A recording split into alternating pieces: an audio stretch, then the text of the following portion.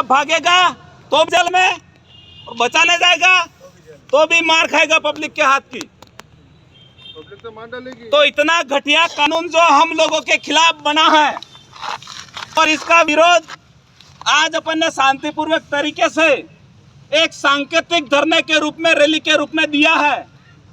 और सरकार से अपन मांग करते हैं कि जल्दी ही ये कानून वापस नहीं लिया गया तो ईमानदारी से इस पूरे डूंगरपुर के अंदर चैम्बर्स ऑफ कॉमर्स की जो कमेटी बनी हुई है उनसे हम वार्तालाप करेंगे और बोलेंगे कि सब किसी की एक की मृत्यु हो जाती है और आप लोग ईमानदारी से बाजार बंद कर देते हो, तो ये आम जनता के खिलाफ बना कानून है।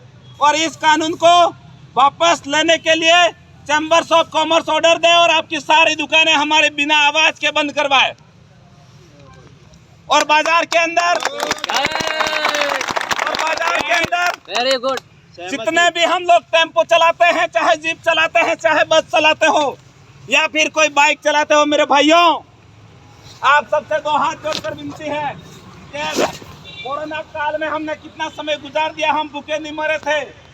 और अगर 8-10 दिन, 15 दिन, 20 दिन अगर हम टेम्पो नहीं चलाएंगे कोई भूखे नहीं मरेंगे। और ईमानदारी से, खाकी से बिना भिड़े अपनी अपनी गाड़ियां घर पे रख के वहीं बैठे रहो। और अगर सरकार नहीं मानती है और ये बाजार के अंदर जो सेठ लोग बैठे हुए हैं वो नहीं मानते हैं, तो हमें एक दिन बाजार में भी उतरना पड़ेगा, ये भी हमें करना पड़ेगा।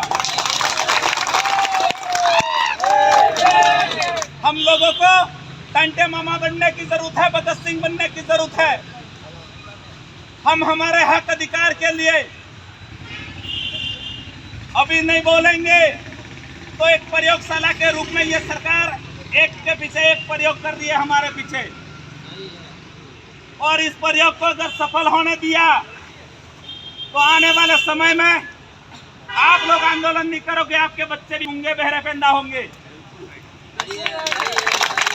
अगर हमें हमारे हक अधिकार चाहिए, सरकार क्या नियम बनाती है, सरकार वहां क्या सोचती है, वो सब हमें यहाँ सोचना पड़ेगा।